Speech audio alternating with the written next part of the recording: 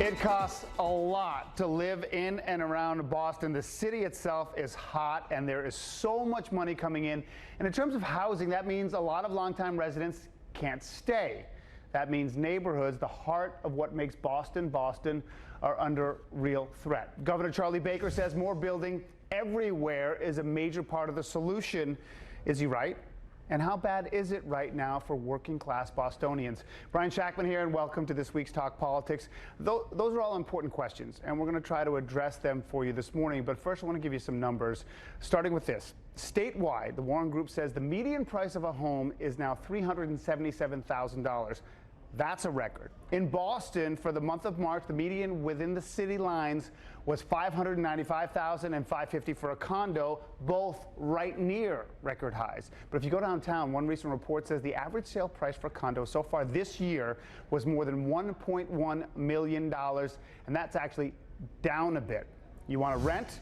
According to Forbes, the average apartment is $3,400 a month. The median for a one-bedroom, about $1,000 less. Basically, the high end, extremely high, but truth be told, everything is expensive. For perspective a little bit, do the math. To live alone, even at $2,400 a month, that's about a quarter of your after-tax salary if you make a little under $200,000 a year.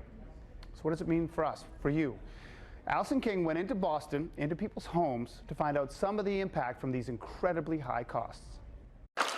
Jane Lee and her son have lived in this Dorchester apartment for 8 years. She loves the community, the schools, and her nearby babysitter. So the news from her landlord in January came as a shock. He was selling the building. So we asked him, should we start looking for a place? He's like, no, you should be okay. But Lee was not okay. The building was soon sold to a developer. In March, a visit from a constable with the news she feared most. All tenants were being evicted. She had 30 days to be out. 30 days to find a place, to pack up and move, to come up with your down payments. Yes. Okay. Which is usually about 3 months, which is first, last, and security. It's very stressful and nerve-wracking, and your first thought is, what am I going to do? So what happens to these people? They go to Quincy, Randolph, Worcester, anywhere outside of Boston. Angelina Hua is a volunteer for Dorchester Not for Sale. Developers come in, they buy buildings, they make a quick buck, and then they leave. Activists say once vacated, the apartments are transformed into luxury condos selling for more than $500,000. We have elderly folks, immigrant communities, people of color, working class folks who have built their whole lives here in Dorchester, and they can't afford to stay here anymore. It's a problem that extends far beyond Dorchester. We're glad you guys are here. Every Tuesday evening, dozens show up at the old brewery in Jamaica Plain for what's been called the emergency room of the housing crisis. Please leave outside your shame and your fear. Run by City Life Vida Urbana, it is equal parts New England town meeting, legal seminar, and religious revival. It's people facing eviction or foreclosure or a huge rent increase. I was totally devastated, thinking I was going to lose my house. I need to move out by July 31st. Lawyers are available for free legal advice, including how to push back on the most aggressive developers. And we've been fighting those evictions. If the mayor, if the developers, contractors were to just actually sit down and meet these people that they're actually kicking out, then they would have a better understanding. Maybe just have some compassion. Allison King reporting. Governor Charlie Baker says a major reason for these prices is the simple fact that there's not enough supply, not just in the city of Boston, but all around it as well. So for the second year in a row, he introduced a bill to make it easier for cities and towns around Boston to do what he thinks is needed most: build, build, and build a little more after that. We sat down with him and asked him right away whether he thinks we are actually in a housing crisis. I think it's pretty close to being a crisis. I mean, when you talk to people generally, especially when you talk to seniors or young people or young families, they'll all tell you how hard it is to find a place that they can afford. Seniors would like to stay in the communities that they raise their kids in. They have a very hard time finding anything that would work for them because communities aren't building that type of housing for the most part, even though most people, I think, would tell you that they would be happy to have senior housing in their communities. So you're anti-rent control? I don't think rent control works, not if your problem is you don't have enough housing, because rent control virtually assures that you won't build any new housing. I would much rather subsidize people than subsidize units, which is what rent control is. So talk about the legislation and what you want to do with it. The biggest thing this legislation does is it changes some of the rules of the game at the local level, which are currently set by state law, to make it possible for communities to plan better, move more quickly, and create opportunities to build housing. And we believe it would probably produce about 135,000 units of new housing between now and 2025, which would be more or less doubling the number of housing units that we built compared to the last 20 or 30 years. When you talk to mayors and you talk to municipal officials and you talk to a lot of folks in the housing community, they'll tell you that the rules have a lot to do with why we're not building housing. And the pricing that we pay for housing is being driven in large part because there just isn't very much. And there's especially not a lot of new housing. I want to read something to you from a meeting in JP last week from Lisa Owens, who's the executive director of City Life. And this is what she said. And then I want to get your response. If the governor gets his way, and he actually tried this in a sneaky way at the end of the last legislative session, he tried to pass this through outside of the normal legislative procedure, and thankfully he was not able to be successful. But the idea is to give developers a way of developing more luxury units while bypassing the zoning requirements. And this is bad enough, but if you pair this with something called zone opportunity zones, which is basically Trump's tax cuts to big real estate developers, if you pair the governor's new zoning bill with the opportunity zones that have already passed, it just opens the way for gentrification on a scale and displacement on a scale we haven't seen yet in the state. So first of all, we filed our bill early in the session. It was heard by the Housing Committee. The Joint Housing Committee came out of that committee with a 12-1 vote and went from there to bonding and then from there to House Ways and Means. It was in House Ways and Means at the end of the session. The legislature talked about doing it toward the end of the session, but like a lot of things, they didn't do it. But it was filed early in the session. It went through the standard process. As a process matter, that's just factually inaccurate. What I would say is that the reason we build in Massachusetts so much luxury housing is because the process takes forever, it's incredibly uncertain, and it's unlikely in many cases that people will get through it because of the current rules that are in place. If you really want people to build more affordable, more workforce housing, more housing that people can afford, you have to make it easier for people to build. Are we witnessing a disappearance of our neighborhoods and our communities, and will Boston follow New York? I don't think Boston will follow New York for a bunch of reasons. First of all, I think Mayor Walsh and I think the City Council and most of the folks in Boston are committed to preserving the city's neighborhoods. They're all neighborhood folks if you look at the people who serve on that council and you look at the mayor and you look at his history. They also play by a different set of rules with respect to permitting and zoning than the rest of the state does. So they don't have some of the constrictions that affect other communities. But I think that's it's a real issue. And I think the fact that they're putting a lot of their resources behind it, and we're putting ours as well, is to try to preserve that notion that in Boston, I think the standard number in Boston with income restricted apartments is about 1 in 5. And that's always been the number, and I think it's really important to the mayor and to others, and it would be to us as well, that we sustain that. So you're more optimistic about the city of Boston? I think it's a lot of work, but yeah, I think it's doable. That's Governor Baker's perspective. Now we will hear from some folks on the front line of this issue. We'll get our panel's take on Baker and what they see on the ground right now in Boston. And a little bit later, we talk presidential politics. Has Pete Buttigieg lost a little bit of mojo? Well, if Mayor Pete can come into Boston and raise $1 million in one night, the answer will be no. We'll break down if he can do it, because we know he is gonna try. Welcome back. Our tweet of the week, courtesy of the Executive Office of Housing and Economic Development. In Massachusetts, single-family home prices in 1980 were right in line with national averages. In the some 40 years since, the state's prices have gone up faster than any other state in the union. As we always do, we hit the streets to get your take of housing in Boston. Stupidly pricey. Expensive. I'm sorry. It's not as bad as San Francisco, but it's expensive to live here.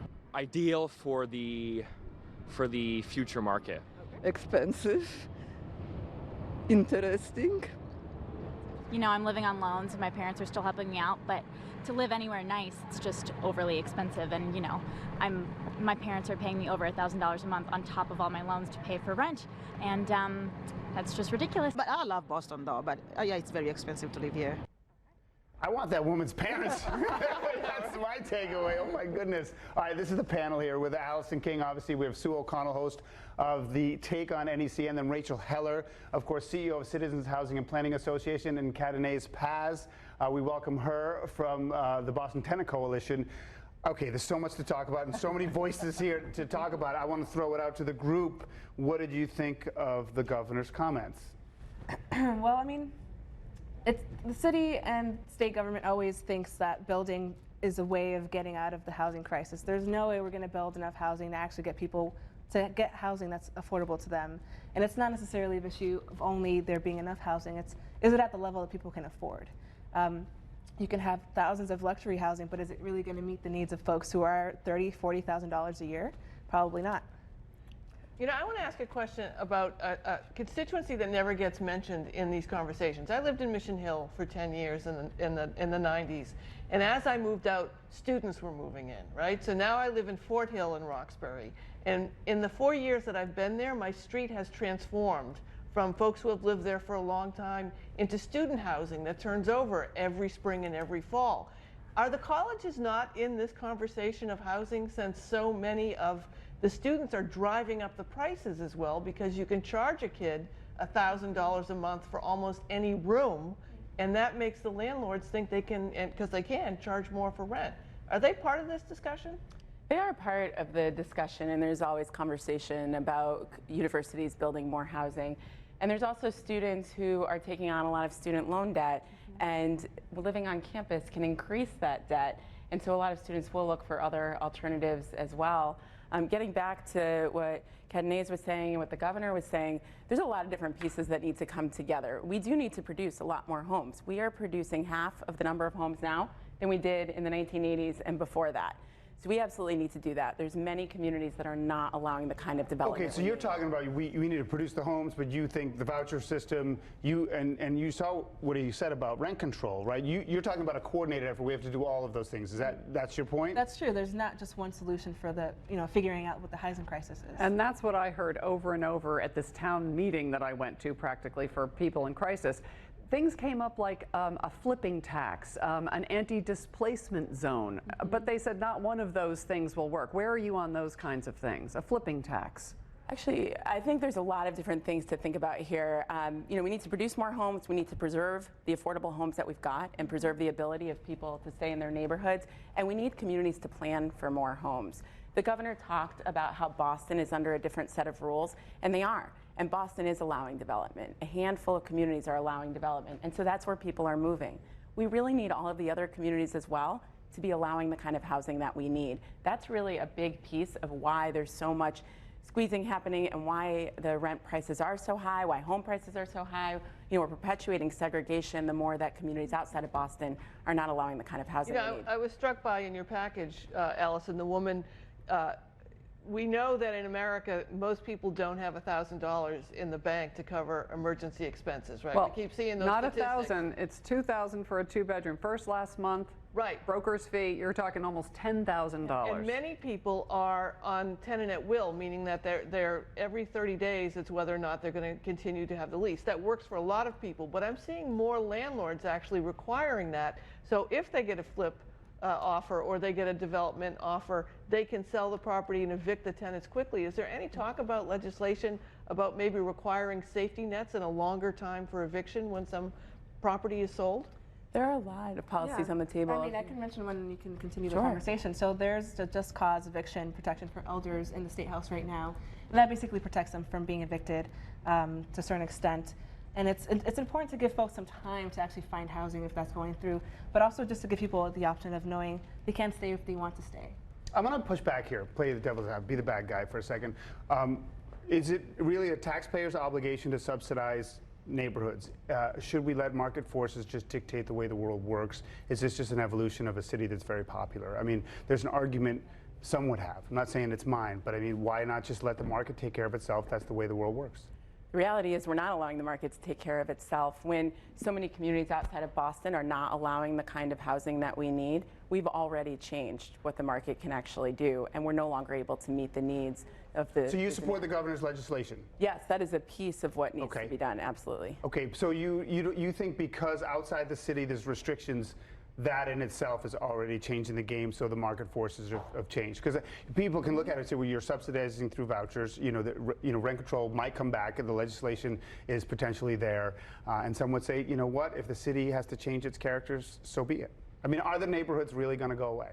Well, there you look at Chinatown. I mean, Already you can see what's happening in Chinatown. You can see what's happening in Dorchester. You can see what's happening in my neighborhood of Roxbury, where the larger developments and luxury developments come in, and immediately the people that own in the South End would be a prime example of where the character of the buildings and the architecture is being minimized by larger developmental properties like these luxury high-rises, which are, I don't have an opinion on whether they're good or bad, but they are definitely having an impact. You only need to look at Kenmore Square or look at Fort Channel to see how it's changed. And Jane Lee, who is, by the way, a college graduate, works full-time. This isn't someone down and out on their luck. She's been doing great until now.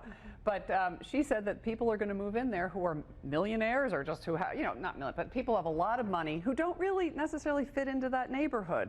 They don't necessarily have share the same, their kids won't go to those schools, and they are sort of mourning the loss of that as well. Very quickly, just 20 seconds for each of you. Where do you think we stand, and are you optimistic or are you very, very concerned? Well, I think one thing that, for example, the governor's bill doesn't do is it doesn't have language for equity and fair housing issues. So if you build, what about the causes and effects of what that actually does to the neighborhood? Is it protecting the folks where the housing is going to be built? Right, with the governor's bill, I think it's important to note that it actually doesn't change how decisions are made in Boston, and it's more changing decisions in communities where a small group of people are choosing to continue to have large land requirements for housing, which drives up costs, perpetuates segregation, and keeps people out. Yeah, I got a list of like 5 more questions. This is incredible. We thank you both for coming. Coming up next, we're going to talk Decision 2020. We welcome back Allison and Sue. Okay, we're like 24 candidates, right? Bill de Blasio, the latest. I'm just curious, the mayor of New York, I mean, he can get a book deal on his own. I mean, is he a narcissist? I mean, why would he think that this is a good idea? I think you have to be a narcissist to run for president. Okay. So I think that's Really? an entry. Yeah, I mean, you have to think that what you have to sell is going to save America, regardless of what party you're in. I don't know why he's running. Well, I will tell you that some people are considering this a tipping point. I spoke this past week. Really? This is the one? This is the one. I don't know why. A step too far. Mayor Dan Rivera of Lawrence said to me this week that this is it. It's becoming a circus, and it is extremely confusing to voters, and that people are jumping in who absolutely should not be jumping in, and that this is hurting the chances of beating Donald Trump. So do you think so? I mean, it begs the question, is this too much? Does it hurt the party? And when do we need to clear out about 14 of them? Well, I mean, the money's going to make that decision, right? So we're going to get to a point where some of these candidates aren't going to be able to sustain being on the road or doing any of the things that you have to do to be competitive or even get attention. And at that point, they will drop out. I mean, I think we'll be back to, what, 15? It could take a while because there are people that have the money to stay in. Yeah. So we're tight on time. Let's have a little fun. If you want to name 5 right now that you think will be here in 6 months, who would those 5 be? Okay, that's easy. You start. Biden, Harris, Warren, Sanders. Bernie, and Who's the 5th? Who's the wild card? Who's the 5th? Beto, Buttigieg? Booker, Buttigieg. Buttigieg could be the 5th, yes. So we agree on 4, and the 5th is a wild card. Yeah, Buttigieg that's when it starts to get like a little bit, there's this clump in the middle. That. Well, they're really trying to stand out, right? I mean, you have Kamala Harris talking about AR-15 imports. I did want to get to Mayor Pete because you told me he's going to come to Boston and try to raise $1 million in one day. Do you think he can do that? Well, I don't think they would say he could do it if they didn't already have the money raised. Okay, so this is Jack Connors, who's got an amazing amount of prowess in raising money. Brian Raffinelli, the event planner who planned Chelsea Clinton's wedding, and his partner Mark Walsh works for Secretary of State Hillary Clinton. And had Buttigieg's first fundraiser 2 weeks ago. What I heard is that this is sort of the gay, he had much of the gay community that 2 weeks ago, and that this is broadens it up, and all of a sudden there is a bigger pool of people that want to get in. I mean, he's drawing people too. Buttigieg is, like when he was at the Boston Public Library for the WGBH broadcast, there were 300 people there, and that's the most the Boston Public Library's had in a while. Just quickly on Elizabeth Warren, you know, she's not afraid of the president. She's shown that. She's sticking with policy, and she's sticking around. I thought maybe she bottomed out, and she sort of stabilized right around that 8 to 10% line. I think she's got definite staying power, and the policies, people are looking to her, people are quoting her. She will be around a long time. She's got field On top, vision. I don't know. She's looking down the field, so she's got field vision. She's going to be around for a while. All right, guys, as usual, thank you so much. Coming up next in Talk Politics, my final thoughts on housing and our Boston neighborhoods.